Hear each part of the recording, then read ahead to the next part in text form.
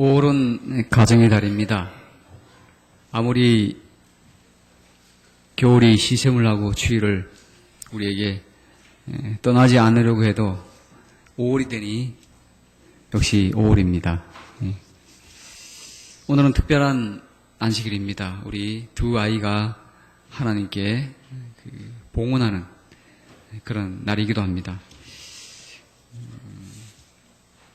혹시 어린 자녀를 두고 계신 우리 부모님이나 또는 주변에 또 그런 자녀가 있는 이웃이 있거나 또는 우리 손녀, 손자들이 있으시면 그 어린 영혼들을 하나님 앞에 이렇게 봉헌하는 일들을 통해서 그 부모가 우리 아이가 하나님께 바쳐졌다, 우리 아이가 하나님께 드려졌다라는 생각 속에 아마도 그 아이는 이제 하나님의 아이가 되었으니 잘 양육하고 가르쳐야 되겠다, 그런 생각을 하게 될 것입니다. 먼저 우리 노래 부를 우리 어린이들이 먼저 앞에 좀 나와서 주시겠어요?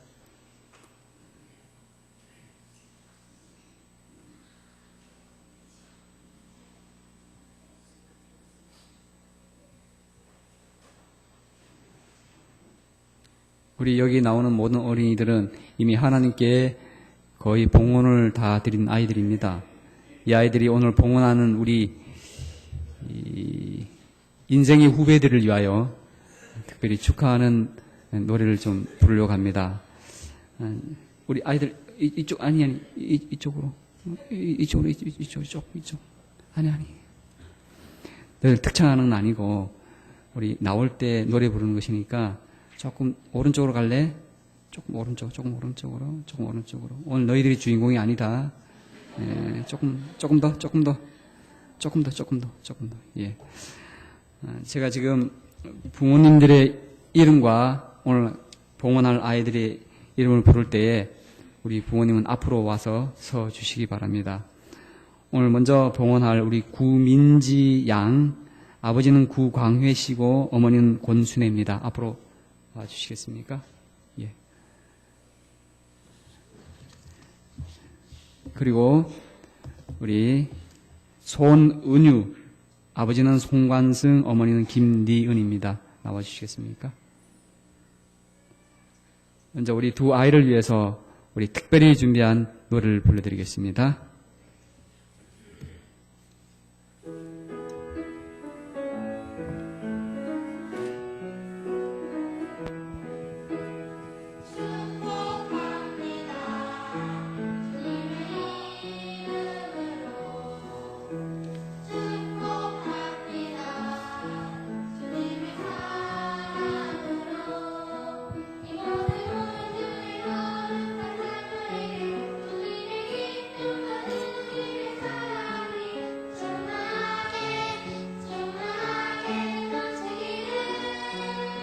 축복합니다.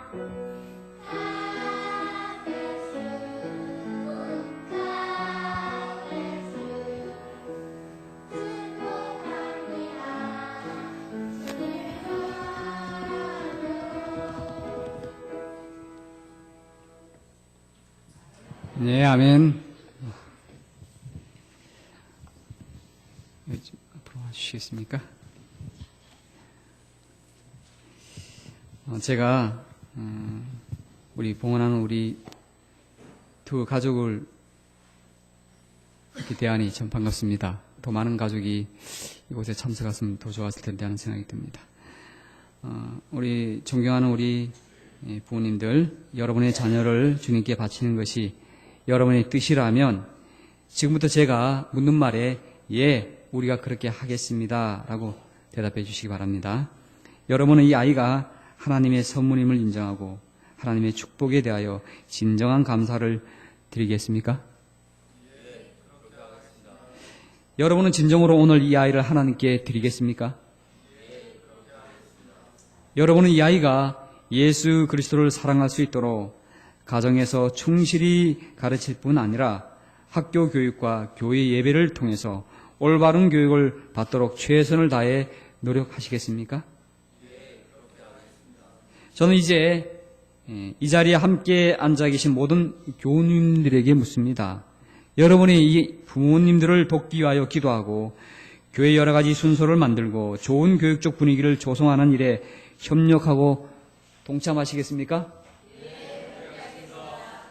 예, 여러분들 모두가 다 이 일에 함께 그렇게 하시겠다고 말씀해 주셨습니다. 이 아이는 혼자 자라는 게 아닙니다.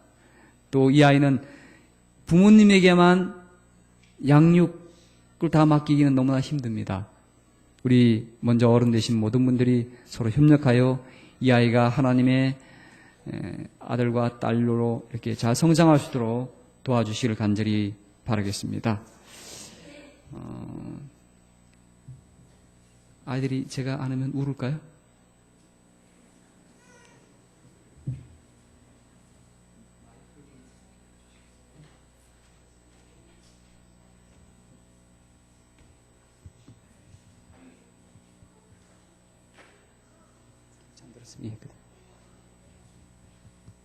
잠깐 제가 이 아이를 위해서 봉헌 기도를 할 터인데 우리 성도님들 다 같이 이렇게 기도에 동참해 주시기 바랍니다. 우리 좀 무릎 꿇고 좀 기도하시겠습니까?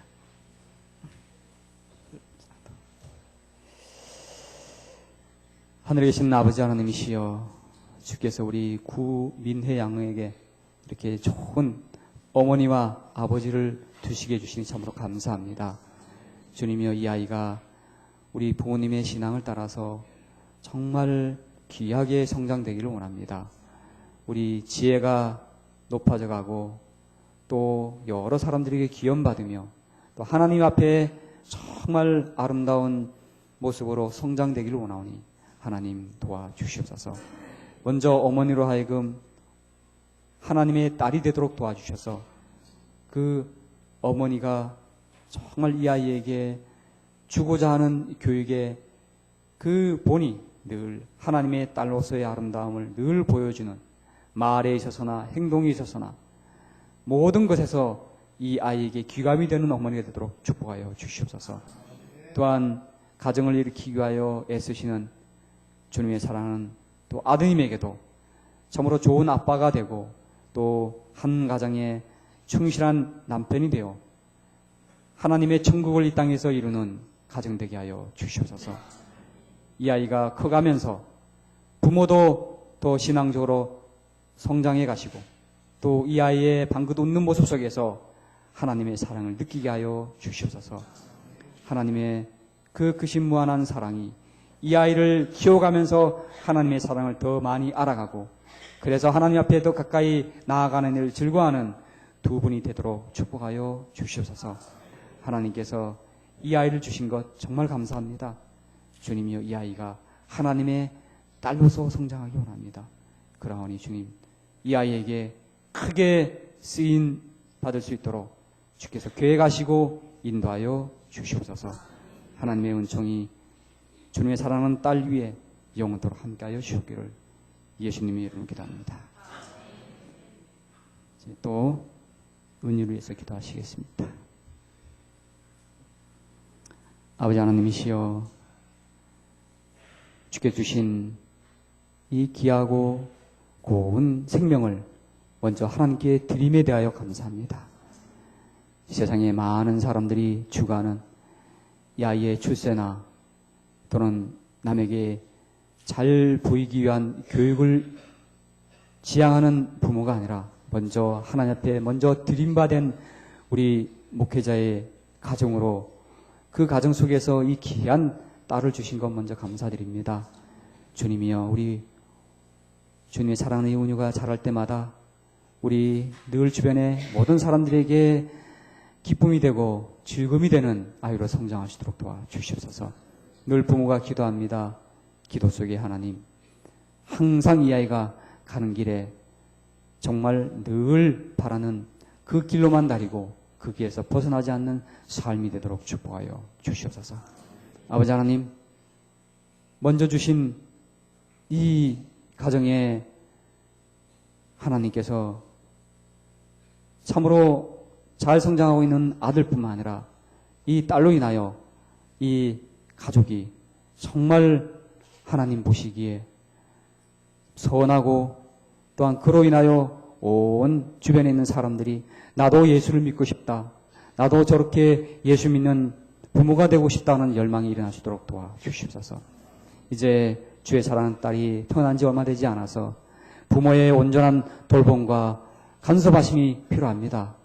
우리 이 아이를 기를 때마다 이 아이가 여러 가지로 성장해가는 과정 속에서 우리 두 부모가 이 아이를 위해서 더 지극한 사랑으로 돌볼 수 있도록 늘 지혜와 힘을 허락하여 주시옵소서. 그래서 이 아이의 성장에 있어서 그 어떤 어려움도 없도록 도와주셔서 정말 이 교회 안에서 훗날에는 주님을 위하여 귀하게 쓰임받는 주님의 사랑하는 딸이 되도록 축복하여 주시옵소서. 하나님께서 말씀하셨습니다. 아이들이 내게 오는 것을 꾸짖지 말라. 그리고 주께서 안수하여 기도하셨던 것처럼 이제 기도하오니 하나님이여 이 아이가 주님 안에서 마지막 재림의 기회를 끝까지 전파하는 일에 크게 쓰임받는 주님의 여종되도록 축복하여 주시옵소서. 오늘 이렇게 두 아이를 주님께 바쳤습니다. 바침에 있어서 먼저 된 자 우리 모든 성도님들도 이 아이들이 하나님 앞에 귀한 아이로 성장할 수 있도록 크게 옆에서 돕고 조력하며 기도하는 우리 모두가 되도록 축복하여 주시옵소서. 사랑 많으신 예수님의 이름으로 기도합나이다.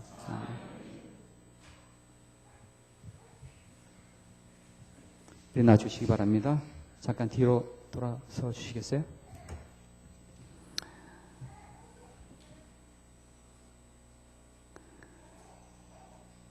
예, 우리 두 분은 귀한 자녀를 하나님께 드린 우리 두 분이십니다. 이 아이는 우리의 것이 아닙니다. 하나님의 것입니다. 그러므로 귀하게 잘 양육할 수 있도록 우리 성도님들도 잘 돌봐주시기 간절히 바라겠습니다. 예, 먼저 우리 두 분이 이렇게 인사할 때에 여러분들도 이 아이의 부모가 되는 심정으로 앞으로 잘 도와주실 것이라고 생각하시고 그리고 인사를 받으시기 바랍니다. 인사하시겠습니다. 예, 감사합니다. 들어가 주시기 바랍니다. 잠깐. 예, 제가 봉헌증 안 드렸네요.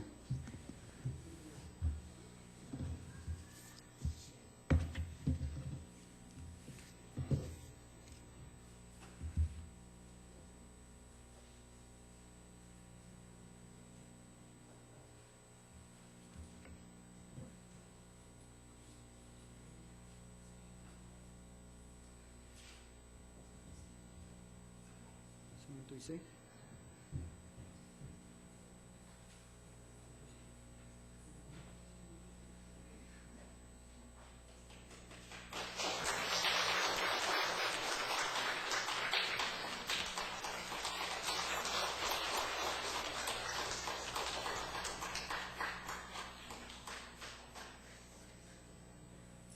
예, 들어가 주시기 바랍니다.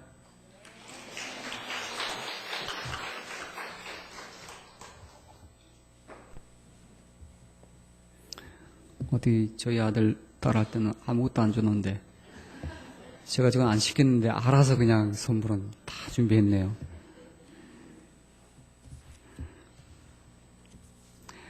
자, 오늘 함께 볼 은혜로운 주의 말씀은 여호수아서 4장입니다.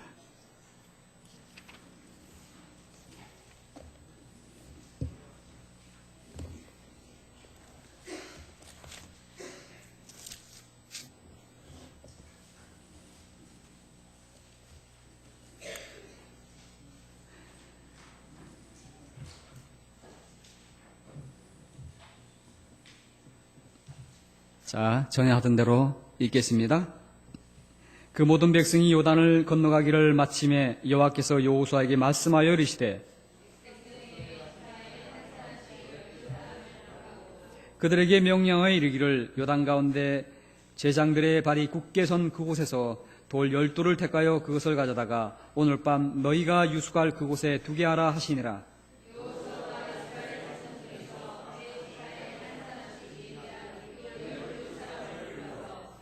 그들에게 이르되 요단 가운데로 들어가 너희 하나님 여호와의 궤 앞으로 가서 이스라엘 자손들의 지파 수대로 각기 돌 한 개씩 가져다가 어깨에 매라.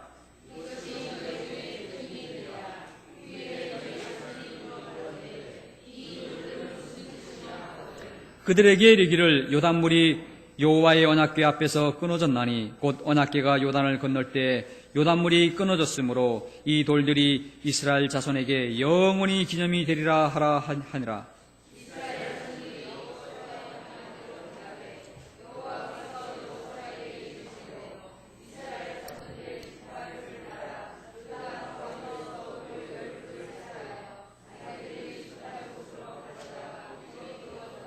여호수아가 또 요단 가운데 곧 언약궤를 맨 제장들의 발에 선 곳에 돌 12를 세웠더니 오늘까지 거기에 있더라.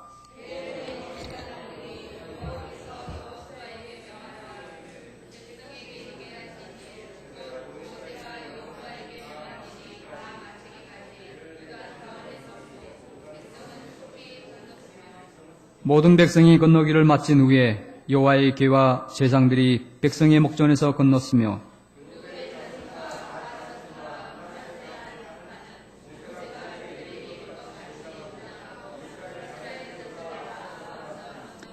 무장한 4만 명가량이 여호와 앞에서 건너가 싸우려고 여리고 평지에 이르니라.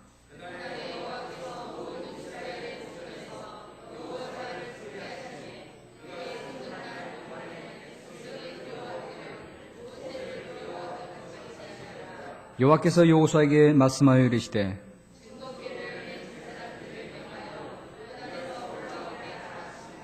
여호수아가 제사장들에게 명령하여 이르기를 요단에서 올라오라 하며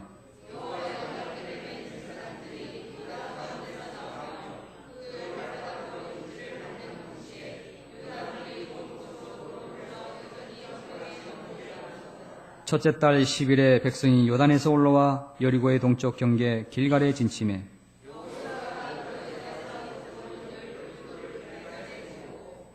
이스라엘 자손들에게 말하여 이르되 후일에 너희의 자손들이 그들의 아버지에게 묻기를 이 돌들은 무슨 뜻이니까 하거든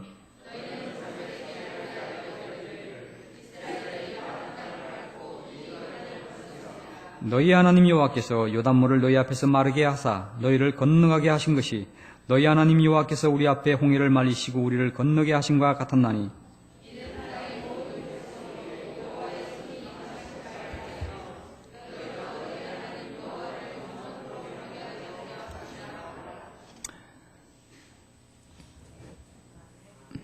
사장이는 훗날에 있을 자손들이 그들의 부모님에게 이런 질문을 하게 됩니다. 아버지, 어머니, 여기 쌓인 이 12돌 무더기는 무슨 뜻입니까? 라고 하는 질문이 오늘 유아 봉헌식을 한 우리 두 아이와 또한 우리 함께 여기 앉아있는 우리 모든 성도님들이 이 질문의 의미가 어떤 의미인가를 한번 되새겨보는 시간이 되겠습니다. 온 백성이 요단을 건너기를 마쳤다. 참 얼마나 오랫동안 기다렸던 그들의 수건이었습니까? 그들의 소원이었습니까? 그들은 드디어 요단을 건너서 이제 가나안 땅에 입성한 것입니다. 그런데 요단을 건너는 그 사건은 그들에게 영원히 하나님은 잊혀지지 않는, 잊을 수 없는 무엇인가가 되기를 원했습니다. 가나안 땅은 그저 네 발로 쉽게 들어갈 수 있는 장소가 아니었습니다. 이 요단물은 그들이 가나안 땅에 들어갈 수 있는 마지막 믿음을 시험하는 하나의 장소였습니다. 그들이 애굽에서 나올 때는 홍해가 절로 갈라졌습니다. 하나님께서 그들을 위해서 홍해를 그냥 갈라주셨습니다. 그런데 이제 요단을 건널 때는 하나님께서 요단을 갈라주지 않으셨습니다. 제장들이 언약궤를 메고 그 요단물에 들어서라! 그리하면 갈라질 것이라고 말씀해 주셨습니다. 아버지 하나님, 홍해를 가르칠 때처럼 요단을 그렇게 갈라주시고 우리가 들어가면 안 되겠습니까? 그렇게 요청할 수도 있었는데 그들은 믿음대로 그들이 지금까지 광야 40년 동안 하나님이 우리와 함께 하셨다는 그 믿음대로 그렇게 믿고 있는 대로 그들은 정말 가나안 땅을 향하여 가기 위한 그 마지막 통로인 요단을 그냥 물에 들어선 것입니다. 그 죽으로 들어가는 것과 마찬가지였습니다. 죽을 각오를 하고 들어가니 그 강이 갈라졌습니다. 여러분은 어디에 머물러 있는 신앙입니까? 이제 갓 애굽에서 나와서 하나님이 모든 걸 다 해 주셔야 사는 믿음입니까? 아니면 눈에는 당장 안 보여. 눈에는 장애야. 저 벽 너머에 뭐가 있는지 몰라. 그러나 하나님이 가라 하시면 가고 서라 하시면 서고 그렇게 하나님 명령에 순종함에 가는 이제 가나안을 들어가기 직전에 있는 그런 신앙인입니까? 우리는 지금 어디에 있습니까? 어떤 사람은 홍해에서 갓 나와서 애굽에서 갓 나와서 홍해 앞에 서 있는 신앙인이 있는가 하면 광야의 40년 생활을 다 보내고 이제 요단 앞에 서 있는 신앙인도 있을 것입니다. 그러나 저는 원컨대 홍해가 아니라 우리 지금 모두가 다 지금 가나안 들어가기 직전에 있는 그 요단 앞가에 모두가 거기에 직결하여 있어야 된다고 저는 그렇게 생각합니다. 왜냐하면 이젠 시간이 없습니다. 애굽에서 갓 나와서 40년의 세월을 방황할 만한 우리의 믿음의 시간이 없습니다. 속히 우리의 신앙을 요단 앞에 서 있는 신앙으로 끌어올리셔야만 합니다. 드디어 그들은 건넜습니다. 10절에 보면 이런 말이 나옵니다. 모세가 여호수아에게 명한 이 일을 다 마치기까지 요단 가운데 섰고 백성은 속히 건너더라. 홍해 사건을 보면요, 이스라엘 백성들이 그냥 건너는 과정이 이게 뭐 그렇게 자세하게 리얼하게 표현되어 있지 않습니다. 그냥 건넜습니다. 그런데 요단강을 건너는 과정 속에는 속히 건넜다란 말이 나옵니다. 홍해를 건널 때는 뒤에 애굽의 군사들이 있어서 그들은 정말로 안 죽으려고, 그죠? 안 죽으려고 그냥 들어갔습니다. 홍해를 들어가고 홍해를 나왔습니다. 근데 요단을 건널 때는요, 뒤에 누가 있지도 않아, 그죠? 누가 있습니까? 아무도 없어. 뒤에 누가 쫓아오는 자도 없고 이스라엘 백성을 괴롭히는 존재도 없어. 그런데 그들은 요단을 건널 때 뜨뜻한 마음으로 건너지 않았습니다. 어떻게 건넜어요? 속히 건넜습니다. 홍해를 건널 때는 안 죽으려고 그냥, 안 죽으려고 건넜어. 근데 지금 건너는 건 왜 그렇게 그들이 속히 건넜을까요? 얼마나 기다려진 것입니까? 얼마나 오랫동안 고대하던 것입니까? 코앞에 있는데 느긋하게 건넌 사람 몇 명이 되겠습니까? 별로 없습니다. 시내산을 오를 때 새벽 2시에 일어나서 그 다음에 여장을 꾸리고 카타리나 수도원까지 걸어갔습니다. 그리고 거기 조금 앞에 가면 낙타가 이렇게 진열되어 있습니다. 그리고 낙타를 타고 한 1700고지까지 올라갑니다. 그리고는 아직도 날은 개이지 않아서 깜깜합니다. 그곳에 한 1시간 가량 올라가고 나면 이제 거기서 걸어 올라가야 됩니다. 근데 이상하게 잘 보이지도 않아. 너나 할 거 없이 굉장히 빨리 올라가. 왜 그래 빨리 올라갈까요? 잘 보이지도 않는데. 사람들은요, 그 시내산에 모세가 누굴 만났어요? 하나님을 만났다는 그 장소를 빨리 가고 싶어서요, 서두릅니다. 얼마나 서두르면 뛰다시피 올라갑니다. 그렇게 힘든 가파른 길을 올라가는데 저들이 왜 저렇게 올라갈까? 일반 산이라면 아이고 집사님 힘든데 조금 쉬었다가 가요. 그렇게 분명히 말이 나올 텐데 그런 말도 없어. 연세가 많으신 70 넘은 할머니 집사님이 가시는데요, 그분도 바지런히 올라가더라고요. 누가 말 안 해. 집사님 쉬다 가시죠. 아니야, 빨리 올라갈 거야. 확 올라가. 왜 그래요? 그들은 뒤를 보는 인생이 아니고 앞을 보는 인생입니다. 애굽에 나온 사람은 앞으로 전진하는 힘이 있는 게 아니라 뒤에서 미는 힘 때문에 앞으로 가는 것입니다. 그러나 이제 가나안 향해 가는 사람들은요, 뒤에 미는 힘 때문에 가는 게 아니라요, 앞에서 끄는 힘 때문에 가는 것입니다. 여러분, 뒤에서 밀기 때문에 나가는 신앙인입니까? 아니면 앞에 것을 보고 달려가는 신앙인입니까? 사도 바울은 말합니다. 내가 표대를 향하여 뭐한다? 표대를 향하여 쫓아간다고 그랬습니다. 쫓아가는 신앙이 되어야지, 뒤에서 빡빡 밀어야 겨우 앞으로 조금 나가는 그런 신앙이 되시면 안 됩니다. 언제까지 뒤에서 밀어줘야만 가는 신앙인입니까? 속이 건넜습니다. 속이 건넜습니다.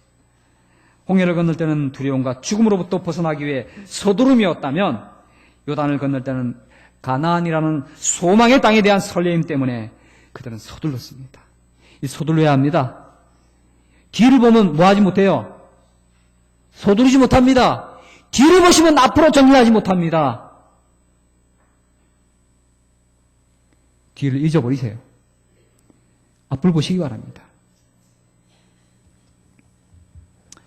3절에 있는 말씀 보겠습니다.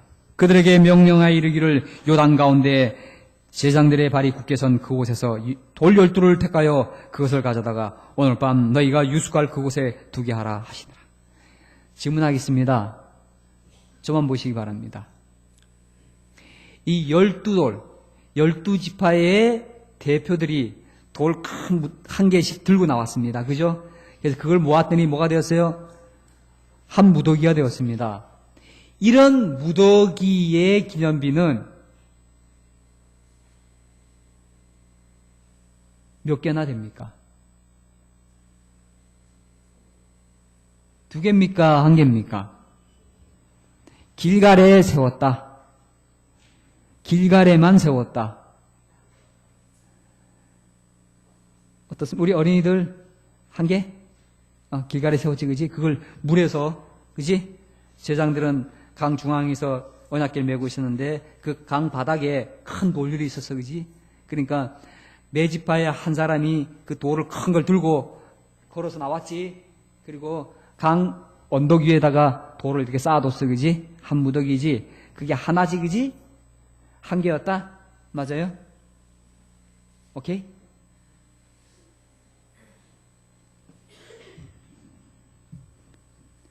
과연 그런가 보겠습니다.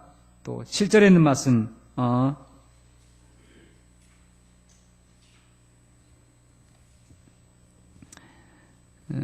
20절 말씀 보겠습니다. 여호수아가 요단에서 가져온 그 12돌을 길갈에 세우고, 여기 보면 분명히 돌을 가져다가 어디 나왔어요? 언덕 위에 세웠습니다. 근데 성경을 좀 더 자세히 보면 좀 내용이 좀 다릅니다.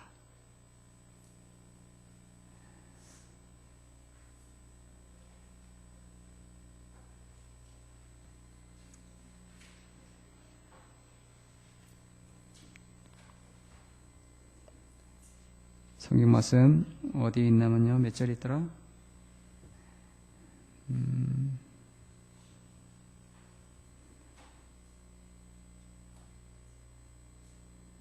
9절에 있는 말씀 보겠습니다. 여호수아가 또 요단 가운데 곧 언약궤를 맨 제장들의 발이 선 곳에 뭘 세웠어요?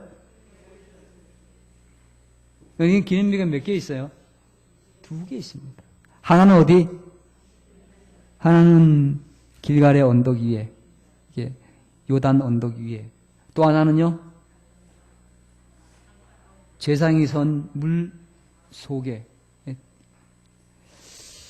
그건 잠시 접어두고 좀 보겠습니다. 왜 그들은 이 12돌을 취하여 하나님께서는 이 기념비를 세우게 하셨는가? 자손들이 이렇게 돌무더기를 세워진 거고, 아니 이거 뭐예요? 이거 저기 우리나라 마을마다 들어가는 초입에 뭐가 있어요? 이렇게 돌무더기가 있어요. 그럼 지나갈 때마다 뭐예요? 돌 던지지, 그죠? 하나씩 더 쌓아 놓습니다.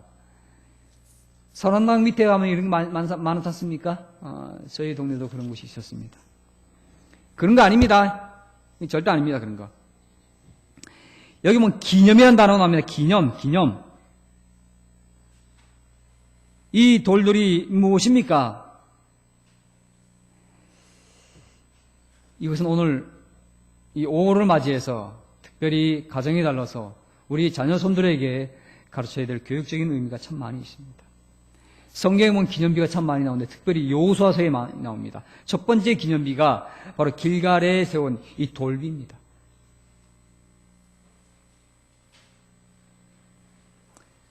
두 번째가 우리 5장에 가면 뭐가 있냐면 할례가 나옵니다. 할례. 할례 아시죠? 돌무더기는 눈에 보이는 시청각 교제입니다. 그죠? 예. 시청각 교제입니다. 근데 광복절 보입니까?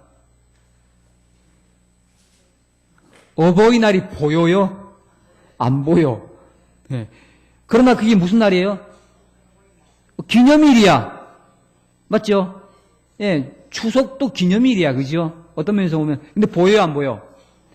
기념이라는 개념 속에는요, 보이는 것도 있고, 안 보이는 것도 있습니다. 보세요. 6월절 보입니까? 안 보여. 그런데 몇 장에 가면, 여호수아서 5장에 가면 뭘 지키라? 6월절 지키라고 그랬어요. 6월절을 지킬 때 그게 뭐가 되는 거예요? 기념하라. 기념이 되는 것입니다. 할례는 뭡니까? 할례. 할례는요, 내 몸에 남기는 기념입니다. 우리는 하지 않지만은, 그것이 많은 사람들은 자기 몸에다 뭐 새겨? 문신도 새겨. 예. 그 다음에 뭐 또, 반지 만들어갖고, 그죠? 새겨갖고, 니하고 나오고 뭐, 기념으로 가집니다. 그 다음에 8장에 보면요, 아이성을 뭐예요? 아이성을 다 점령하는데 돌무더기를 만듭니다. 기념입니다. 여리고 성도 무너진 채 놔둔 게 눈으로 보이는 기념입니다. 우리는 어떤 기념비를 세워야 할 것인가? 오랫동안 보존할 수 있는 기념비, 자녀 손들에게 교육을 위한 기념비를 세워야 합니다. 근데 질문이 있습니다. 요단강 위에 세워진 돌무더기는 보입니까? 안 보입니까? 보여. 근데 재밌는 사실은 요단강 중앙에 세운 돌무더기는 일반적으로 보일까 안 보일까? 제가 말했어요. 일반적일 때 보일까 안 보일까요? 안 보입니다. 근데 왜 세웠어요? 물이 그냥 보통 일상으로 흐를 때는요, 강 중앙에 세운 돌무더기는 안 보입니다. 그죠? 안 보여. 근데 그것이 무슨 기념비가 된다는 것입니까? 그것이 안 보이는데 우리에게 어떤 의미를 주는 것입니까? 어떻게 생각하십니까?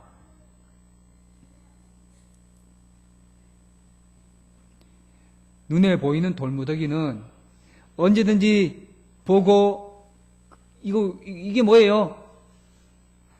아, 이것은 우리 하나님께서 요단강을 마르시고 우리를 건너게 하셨다.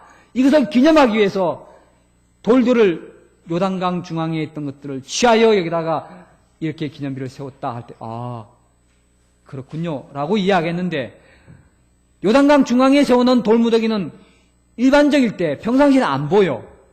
질문이 있습니다. 언제 보입니까? 가물었을 때. 가물었을 때 보입니다. 자, 물이 점점점 가물어서 어떻게 돼요? 수위가 어떻게 돼요? 낮아져 갈 때 뭐가 드러나기 시작해요? 돌무더기 점점 보이기 시작합니다. 성경에 이스라엘 백성들의 가뭄이 올 때는 어떤 때입니까? 이스라엘 땅에 가뭄이 올 때는 대부분 어느 때예요? 범죄할 때, 하나님을 순종하지 않을 때, 하나님을 잊어버릴 때입니다. 근데 강수위가 점점 비가 내리지 않고 가물어 갈 때 물수위가 내려가고, 물수위가 내려갈 때 뭐는 올라와요? 올라온다기보다 점점 뭐가 드러나요? 돌무더기가 점점 보이기 시작합니다. 하나 둘 보이기 시작합니다. 아이들이 옵니다. 아니 저게 평상시에 안 보이던 뭔가 보이기 시작하는 거야. 그걸 볼 때 아빠 저건 뭐야? 얘야. 가뭄이 점점 들어 수위가 내려간다는 말은 우리의 신앙이 어떻다는 거예요? 우리의 신앙은 점점 내려갑니다. 근데 하나님의 증거는요, 점점 드러납니다. 우리가 하나님께 불순종하고 하나님께 점점 멀어질 때 하나님은 그때 뭐예요? 우리에게 자기 자신을 드러내기 시작합니다. 아이가 묻습니다. 저 강 중앙에 있는 저 돌무더기는 무엇입니까? 그때 부모는 자신감 있게 말을 못합니다. 얘야, 저 돌무더기는 그 옛날에 우리 조상들이 이 요단강을 건널 때 하나님께서 이 요단을 가르시고 마르게 하시고 이곳에 제사장이 서 있었고 이곳에 돌무더기 쌓았단다. 하나님이 우리와 함께 하심에 대한 증거란다. 근데 왜 우리는 하나님 잘 안 믿어요? 그런 하나님이 우리 하나님이신데 왜 우리에게 이 감흥이 생기는 것입니까? 어쩌면 강 언덕 위에 있는 것은 우리의 자녀손들을 위한 것이라면 일상적으로 보이지 않는 그 돌무더기는 누굴 위한 것일 것 같아요? 부모를 위한 것 같아.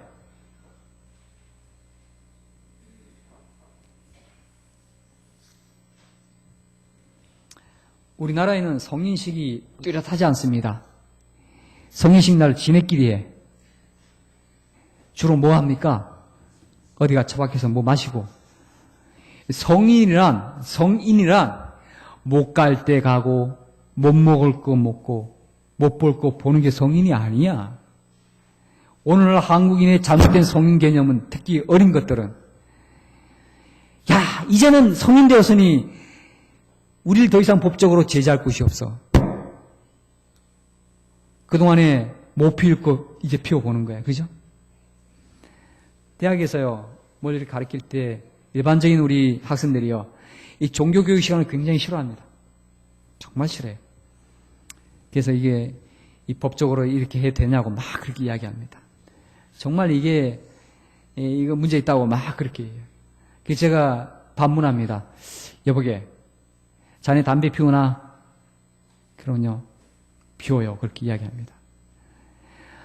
자네 삼육대학 들어올 때에 술과 마약, 담배 하지 않기로 서약했는데 자네 서약했나? 했습니다. 자네 담배 피우나? 피웁니다. 그럼 법대로 하자며. 더 나아가서 자네 담배 언제 배웠나? 그럼 이제 말 못하죠. 대부분 다 언제 배워? 이것들이.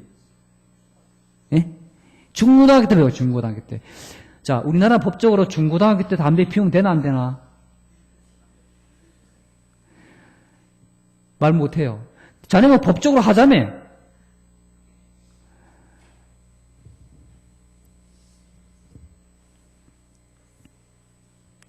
가끔 학생들이요. 목사님, 제가 어제요, 한번 제 차를 갖고 한번 고속도로에 좀 밟아봤대. 얼마 밟았는데? 제 차가 한 170, 180 달리더라고요. 자랑을 해, 친구들한테. 그럼 내가 묻습니다. 야, 그 우리나라 도로에 170, 180 밟을 수 있는 도로가 있나? 최고 120, 110? 중고속도로가 120인데, 자네 170, 180 밟았다면 자네 뭐 한 거야? 뭐 한 거예요? 법을 어긴 거야. 우리는요, 그것을 자랑 삼아 이야기해. 아주 자랑 삼아. 법 지키는 사람이 뭐같이 보여요? 그 사람이 어리석고 바보처럼 보여. 이런 세상이야. 오늘 우리 아이들이 영원히 잊혀지지 않는 무엇인가를 남기고 있습니까? 이스라엘 땅에 가면요, 가는 곳마다 밟는 곳마다 다 기념비야. 여기는 이 돌단은 야곱이 세운 것이고, 여기는 아브라함이 죽은 것이고, 여기는 라헬이 죽은 것이고, 여기는 압살롬의 기념비고, 여기는 기드론 골짜기고, 여기는 그 아간이 죽은 흰놈의 골짜기고, 가는 곳마다 눈에 보이는 것입니다. 그래서 그들은 이 성경의 역사가 내가 보는 모든 전경이야. 그러니 안 믿을 수가 없어. 통곡의 벽 앞에 오면요, 모두 다 유대인이 될 수밖에 없습니다. 꼭 통곡의 벽 앞에 한번 가보시라고 제가 권해드립니다. 밤이 12시가 넘었는데 다 잘 시간입니다. 그 앞에 가봤더니요, 한 아이가 아버지가 앉아 있고요, 아이가 아버지 머리 위에다가 손을 얹어두고 기도하는 것입니다. 아니, 아버지가 아들의 머리 위에 놓고 기도하는 것이 예인데 아들이 기도하는 것입니다. 뭐라고 기도하는지 히브리어니까 내가 알 길이 없어. 네. 하나님께서 방언의 은사를 주셨다면 제가 알아들었을 텐데 도저히 무슨 말인지 모르겠는데 두 사람의 기도는 진지했습니다. 그리고 부모는 항상 어린아이들을 데리고 통곡의 벽 앞에 옵니다. 와, 오면요, 거기에 기도하는 사람, 말씀 보는 사람, 그냥 그 보면서 그냥 신앙이 되는 것입니다. 그냥 신앙이 되는 것. 우리 아이들이 교회에 옵니다. 우리 부모님들이 더 열심히 기도하고 더 말씀 본다면 우리 여기 있는 아이들이 아마도 교회 오면 기도하는 것부터 해야 되겠구나. 먼저 교회 와서 기도 딱 하고 그 다음에 성경 보는구나 하면 성경 볼 것입니다. 또 안식일 날에 안식일 이렇게 지킨다는 사실을 그냥 보여준다면 우리 아이들도 안식일 이렇게 지켜야 되고 오늘 여기 오는 학생들 오늘요 대단한 결심하고 온 것입니다. 왠지 아십니까? 아침에 저희 딸을 중앙역에 태워다 주는데 곳곳에 초등학교에 있는데 난리 났어. 태극기 걸고 뭐 바깥에 쿵짝짝 그리고 오늘 왜 그래 했더니요. 안산 지역에 있는 모든 초등학교 오늘 다 운동의 날이야. 아이들이 1년에 한 번씩 있는 운동회. 그날 얼마나 가고 싶을까요? 근데 해필이면 오늘 안식일이야. 그 아이들이 그 모든 유혹을 뿌리치고 오늘 이 자리에 앉아 있는 것입니다. 비록 이 아이들의 신앙이 아직은 부모님을 따라가는 신앙이지만은 홀로 서는 신앙, 하나님과 나와의 개인적인 신앙이 될 때까지 우리 많이 기도해 주시기 바랍니다.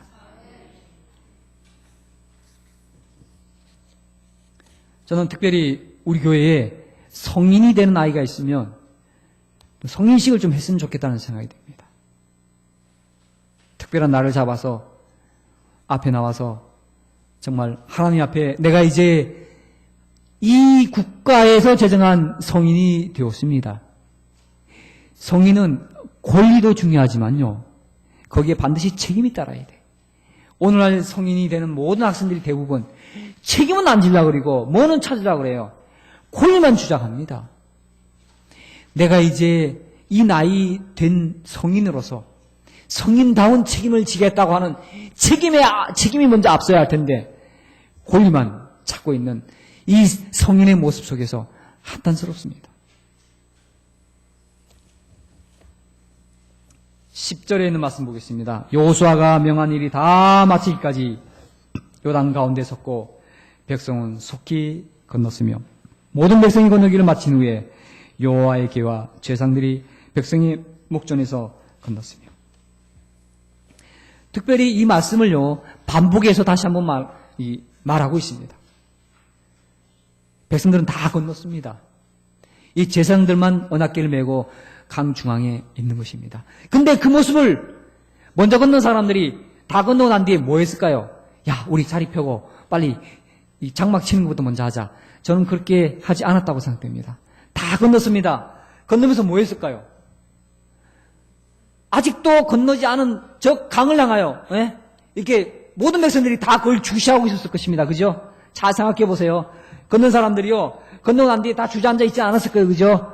여전히 어디에 관심이 있어요? 여전히 요단을 관심 있게 쳐다보고 있는 것입니다. 그런데 아직 누가 있어요? 제사장들이 있어요. 몇몇 사람들이 우리 다 건넜어요. 빨리 오세요. 빨리 나오세요. 이렇게 이야기할 수도 있었을 것입니다. 조용합니다. 어떻게 될까? 유심히 쳐다봅니다. 좌중이 아주 물 끼운 듯이 조용합니다. 제사장들 움직일 생각 안 한 것입니다. 가만히 서 있는 것입니다. 드디어 여호와 하나님께서 여호수아에게 말씀하시기를 이제 되었으니 나오라 하거라 라는 하나님의 명령이 있을 때까지 제사장은 서 있는 것입니다.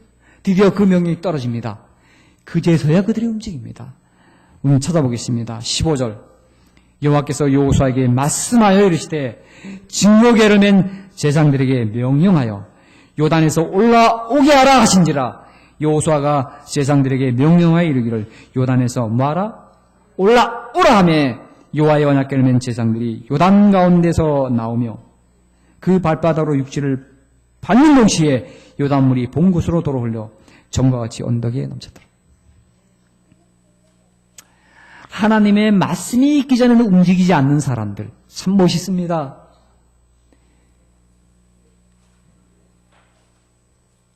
누가 나를 움직이는가? 내 인생을 좌지우지하는 그 어떤 것이 무엇인가?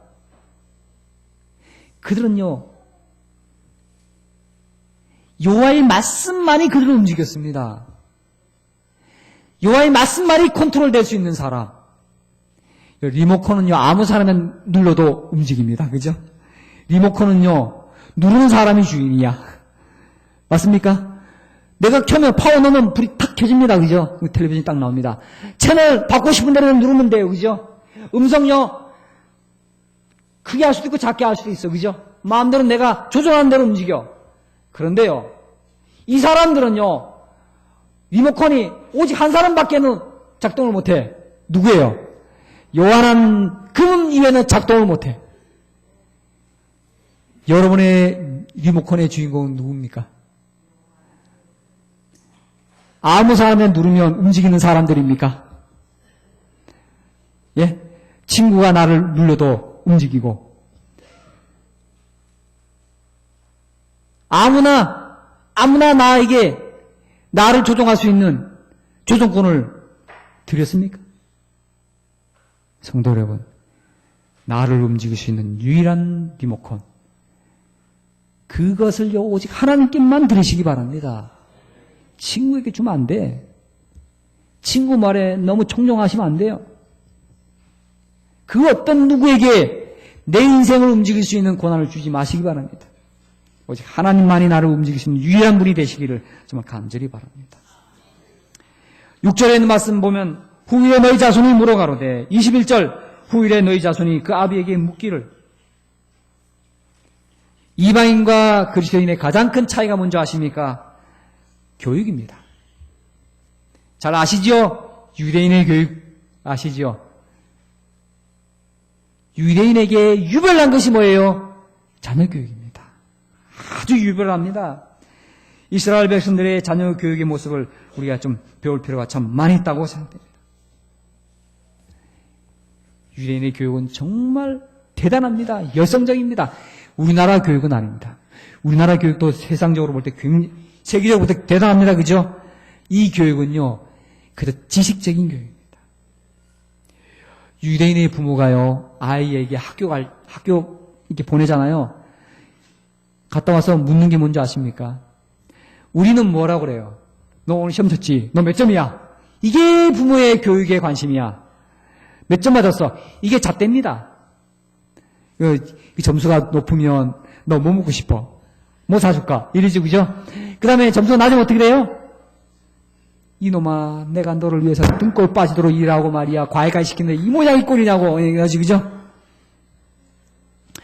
유대인들은요, 아이가 학교 갔다 와서 질문합니다. 얘야, 너 오늘 선생님이 뭘 질문했냐? 뭘 물어봤냐? 이게 첫 번째 묻는 질문이래요.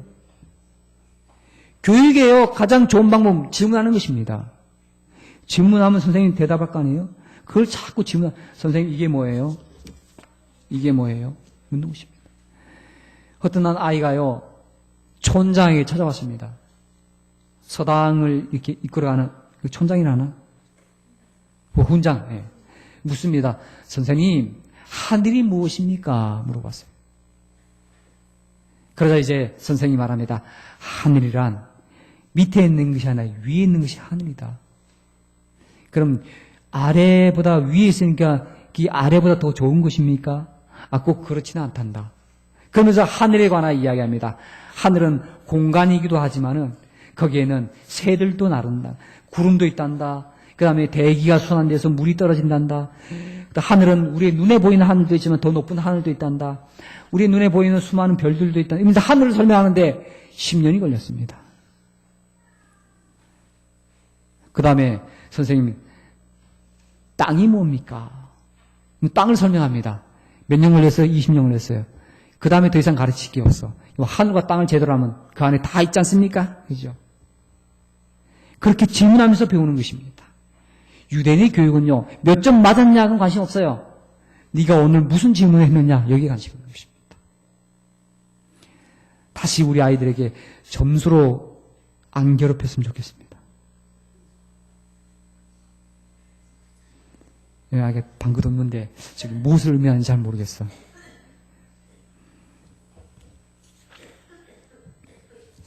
그들은 교육은 이꼬르 신앙입니다. 그는 교육과 신앙이 항상 일치되었습니다.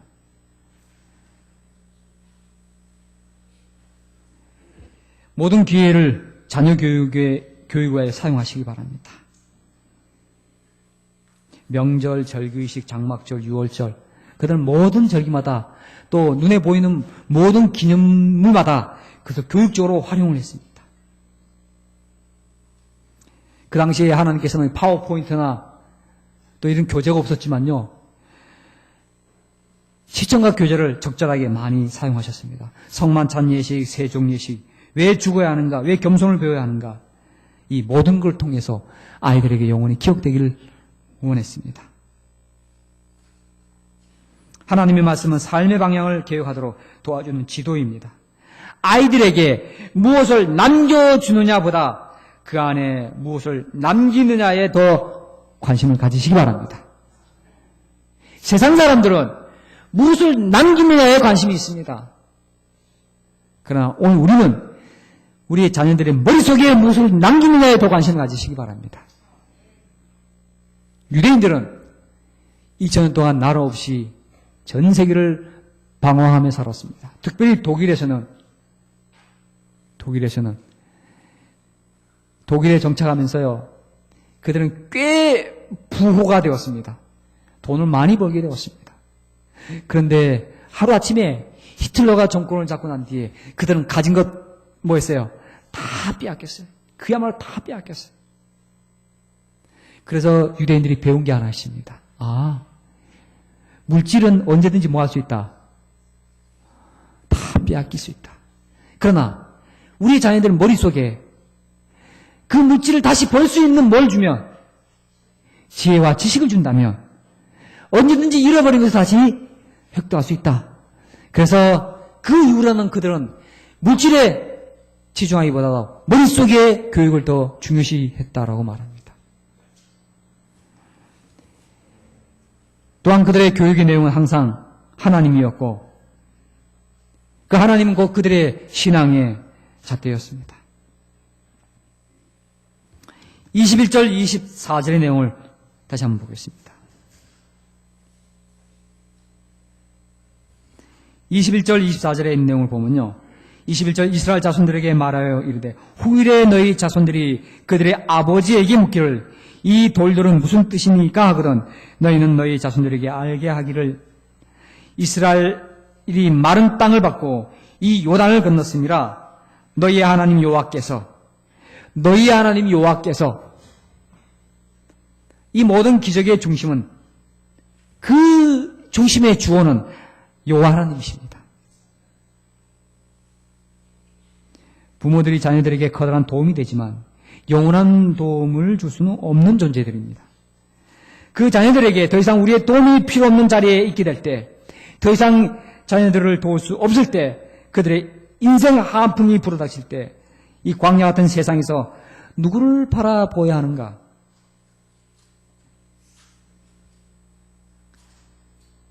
부모들의 도움이 더 이상 미치지 못하고 더 이상 그들을 위하여 도움을 줄 수 없는 그 순간이 될 때,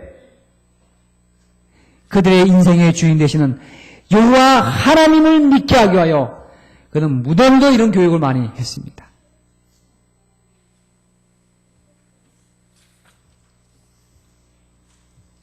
잠언 14장 26절의 말씀 찾아보겠습니다. 잠언 14장 26절, 우리 어린이들 찾아요. 잠언 14장 26절.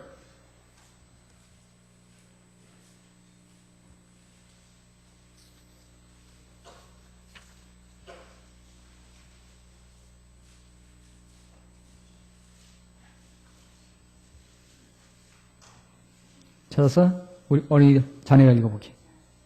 찾았어? 읽어, 크게.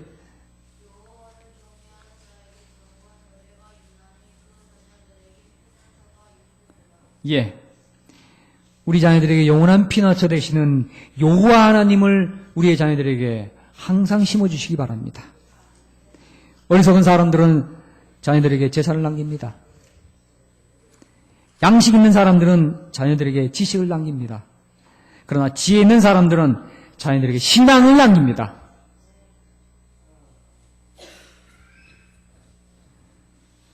파도 앞에 직면해서 나를 도울 힘이 아무데도 없다고 절망할 수밖에 없는 불안한 막바지에 이르렀을 때 무엇을 바라라고 가르쳐야 하는가?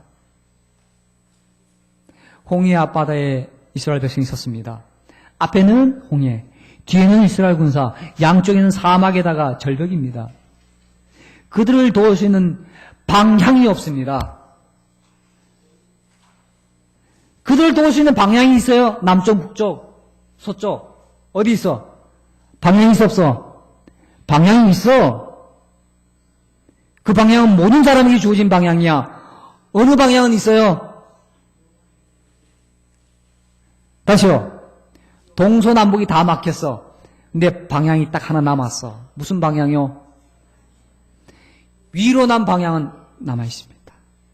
이 방향은요, 누구도 막을 수가 없어. 모든 자에게 다 열려있는 방향이야. 하나님은요, 인간이 살아가는 사면 초가의 상황일지라도 항상 하나님이 도울 수 있는 한 방향만은 모든 사람에게 하나님께 열어놓으셨습니다. 그 방향은 하나님과 나 사이의 방향입니다. 그 방향을 항상 우리 자녀들에게 교육하시고 가르쳐 주시길 간절히 바라겠습니다. 우리 자녀들은 기억할 것입니다. 리멤버가 뭡니까? 멤버는 뭐예요? 멤버. 리멤버 뭐죠? 기억하다는 거예요. 기억하는 것입니다. 우리의 자녀들의 기억 속에 우리의 부모 되시는 분들이 신앙의 모습을 늘 보여주시기 바랍니다. 신앙의 기억으로 인하여 우리 아이들이 절대절명의 순간에 그 신앙의 기억을 통하여 다시 새롭게 일어설 수 있는 신앙의 힘이 되기를 정말 간절히 바랍니다. 이제 오늘 요단을 건넌 경험을 다 하셨다면 요단에서 도를 좀 들고 나오시기 바랍니다. 그리고 언덕 위에 세우시기 바랍니다. 세워놓고 그 기념비를 늘 아이들에게 제시하고 보여주는 우리 모두가 되시를 간절히 바랍니다. 안식일 여러분들이 철저히 잘 지키는 것만 모두 그것이 기념비입니다. 그리고 안식일에요. 좀 제발 좀 우리 아이들에게 좋은 것 해주시기 바랍니다. 아빠, 해 언제 져? 지난주에 어떤 아이가 아빠, 해 졌어? 뻔히 해가 떠 있는데도 불구하고 아이들이 안식일 빨리 갔으면 좋겠어. 이게 아니라 안식일이 가장 즐겁고 안식일 되면요 가장 좋은 음식으로 아이들 먹이고 가장 좋은 옷을 입히고 유대인들이 지키는 안식일 보니까요 저는 부럽더라고요. 금요일날 저녁이 되었는데요 집집마다 노래가 흘러넘칩니다. 가족들이 오랜만에 모여서요 일주일 동안 있었던 이야기를 서로 나눕니다. 그리고 안식일이 되면요 부모가 특별 메뉴를 꼭 준비합니다. 야, 이번 주에는 어머니가 무슨 음식을 준비하실까? 아이들이 기대가 됩니다. 그럼 그 음식을 아이들에게 제공합니다. 그리고 안식일에 가장 좋은 옷을 입힙니다.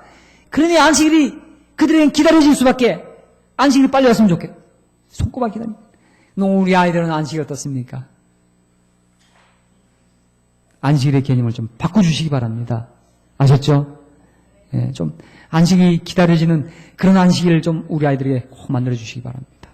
그것이 우리 예수님께서 그렇게 바라시는 진정한 안식일입니다. 우리 모두 정말 안식일의 기념비, 더 나아가서 정말 재림교인으로서 보여줄 수 있는 가장 좋은 기념을 우리 아이들에게 영원히 지워지지 않는 기념으로 남기시는 저와 여러분이 되시기 바라면서 오늘 말씀 마치겠습니다.